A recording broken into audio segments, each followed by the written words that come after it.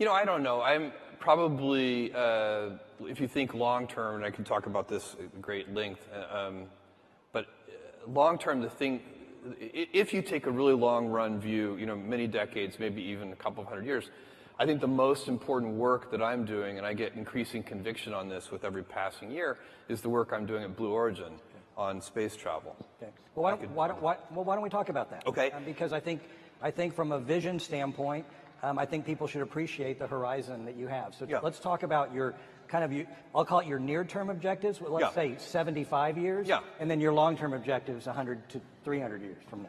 Well, so first of all, you don't choose your passions choose you. And all of us are gifted with certain passions, and the people who are lucky are the ones who get to follow those things. And I always advise our young employees, I meet with interns and so on, you can have, and my kids too, you can have a job, or you can have a career, or you can have a calling. And if you can somehow figure out how to have a calling, you have hit the jackpot, because that's the big deal. And most people don't ever get there. You're very lucky if you have a career. A lot of people end up with a job. And so, for me, I have been interested in rockets, space travel, propulsion, since I was a 5-year-old boy. And I have spent a tremendous amount of time thinking about it. So it's not like I really have a choice to follow this passion. It has captured me. But I think it's very important that we go out into space as a civilization. And the reason is not the one that I think is very common. There are many reasons that are given. One of the reasons that is out there, and it's a very old idea, one of the people who first articulated it very well was Arthur C. Clarke. He said, all civilizations become spacefaring or extinct. And that even may be technically true in a long run, kind of long enough horizon. But that idea is it has kind of come to be that we've got all our eggs in one basket, and we need a plan B. If we had a civilization elsewhere on another planet, somewhere in the solar system, then when Earth gets destroyed, humanity will still be fine. I find this particular argument incredibly unmotivating. We have now sent robotic probes to every planet in this solar system. Believe me, this is the best one. It is not close. My friends who want to move to Mars, I say, I have an idea for you. Why don't you first, for a year, move to the top of Mount Everest? Because the top of Mount Everest is a garden paradise compared to Mars. And so it's this planet is a gem. This planet is unbelievable, and as you travel around, the more you travel around, the more you see how incredible it is. And I'm not even just talking about nature. I'm talking about the civilization we built and the urban cities that we have, and all of these amazing things. And so we need to protect it. Now, and I'm not even talking about protecting it from asteroids or nuclear holocaust or anything, although all those things are probably important and valid. But we don't need to worry about that because we have something more certain that is a problem.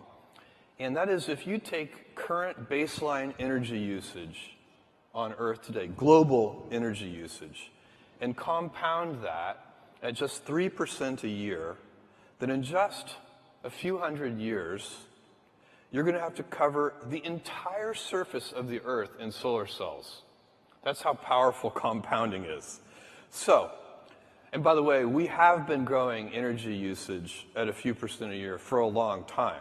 So, our civilization has a lot of advantages because we increase our energy usage. The human body, in a state of nature, if you are just an animal in the state of nature, your body, your metabolic rate, uses about 100 watts of power. But a modern person living in a developed country, you actually use your all-in civilizational per capita metabolic rate is 11,000 watts. We use a lot of energy. That's about as much energy as a blue whale uses. And so we have, there are billions of us, and most of us aren't even really living in the kind of lifestyle of a developed country yet, but they will be very soon, and we hope they will be. We want them to.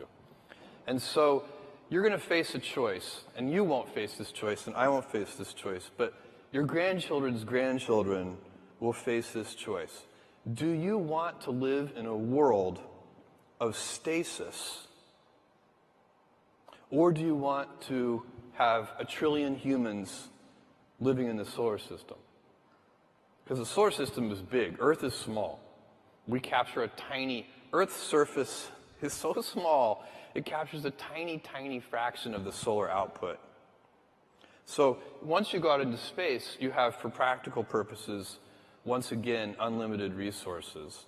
And the solar system can easily support 1 trillion humans. If you had 1 trillion humans, then you'd have 1,000 Mozarts and 1,000 Einsteins and so on and so on. That would be a dynamic, incredible civilization in which you would want your grandchildren's grandchildren to live in. I think ultimately, Earth becomes zoned, residential and light industrial.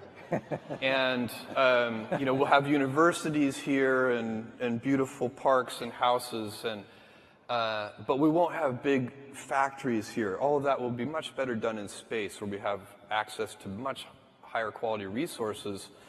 And so that's going to take that's a multi-100-year vision. And my piece of this vision is I'm taking my Amazon lottery winnings and I'm converting them into reusable rocket vehicles so that we can lower the cost of access to space. Because right now the price of admission to do interesting things in space is just too high. If I look at what Amazon was able to do 20 years ago, we didn't have to build a transportation network. It already existed. That heavy lifting was in place. We didn't have to build a payment system. That heavy lifting had already been done. It was the credit card system. We didn't have to put a computer at every desk. That had already been done too, mostly for playing games, by the way, and so on. So all the pieces of heavy lifting were already in place 20 years ago, and that's why, with $1 million, I could start this company. Today, and then there are even better examples on the internet over the last 20 years. Facebook started in a dorm room. I guarantee you 2 kids cannot build a giant space company in their dorm room. It's impossible. But I want to create the heavy lifting infrastructure, kind of do the hard part, so that the future generation, 2 kids in a dorm room, will be able to create a giant space company. So that's the goal. And then, thank you, you're not going to achieve the vision that I just laid out of 1 trillion humans living in space and having this dynamic world without a big industry made up of thousands of companies. But it has to start with making the vehicles much more productive. And right now, you use a rocket once and you throw it away, and that is just a very expensive way to do business. So can I talk then about another element to get you to discuss your vision? This may not be germane to the work you're doing, but you are one of the great thinkers. Artificial intelligence. Yeah. Pros and cons. We've heard people talk about the great benefits. We've heard about disrupting and changing and leaving us all in a jobless society. We've heard autonomous weapons are a disaster. Yeah. Where do you fall on your vision of where artificial intelligence is going to go, and also some of the more cautionary and also some of the benefits? Well, you mentioned a few things there. Each of those is worth visiting because they're different. I think autonomous weapons are extremely scary. I think it's a big, and you, by the way, do not need general AI. So right now, the things that we know how to do, you should think of those things as what is called narrow AI, things like machine vision and so on. To build incredibly scary autonomous weapons, you do not need general AI. The techniques that we already know and understand are perfectly adequate, and these weapons, some of the ideas that people have for these weapons are in fact very scary. And so I don't know what the solution to that, but smart people need to be thinking about that, doing a lot of R&D. Is there a kind of, it'd have to be a big treaty like the Geneva Convention or something that would help regulate these weapons, because they're actually, they have a lot of issues. So that one I think is genuinely scary. The idea that there's going to be a general AI overlord that subjugates us or kills us all, I think is not something to worry about. I think that is overhyped. First of all, we don't know, we're nowhere close to knowing how to build a general AI, something that could set its own objectives. We have no idea. We don't even, it's not even a valid research area. We're so far back on that one. So I think that's a very long-term prospect that it could even happen. But second of all, I think it's unlikely that such a thing's first instincts would be to exterminate us. That would seem surprising to me. Maybe unemploy us. Much more likely it will help us, because we're perfectly capable of hurting ourselves. Maybe we could use some help. So I'm optimistic about that one, and certainly don't think we need to worry about it today. And then the jobless, is AI going to put everybody out of work? I am not worried about this. I find that people, all of us, I include myself, we are so unimaginative about what future jobs are going to look like and what they're going to be. If I took you back in time 100 years, when almost everyone was a farmer, and I told, we're at some big farming convention or something, and I say, in the year 2018, there is going to be a job occupation called massage therapist. They would not have believed you. And in fact, I was telling this story to a friend, and they said, Jeff, forget massage therapist. There are dog psychiatrists. And I went. You can probably find one on Amazon. I went and looked that up on the internet. Sure enough, you can easily hire a psychiatrist for your dog. And so, there is. We humans like to do things, and we like to be productive, and we will figure out things to do, and we will use these tools to make ourselves more powerful. And in fact, what I predict is that jobs will get more engaging. Yes. Because you have to remember, a lot of the jobs today are quite routine.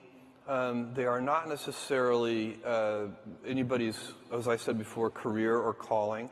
And so I predict that because of artificial intelligence and its ability to automate certain tasks that in the past were impossible to automate, that not only will we have a much wealthier civilization, but that the quality of work will go up very significantly, and that a higher fraction of people will have callings and careers relative to today.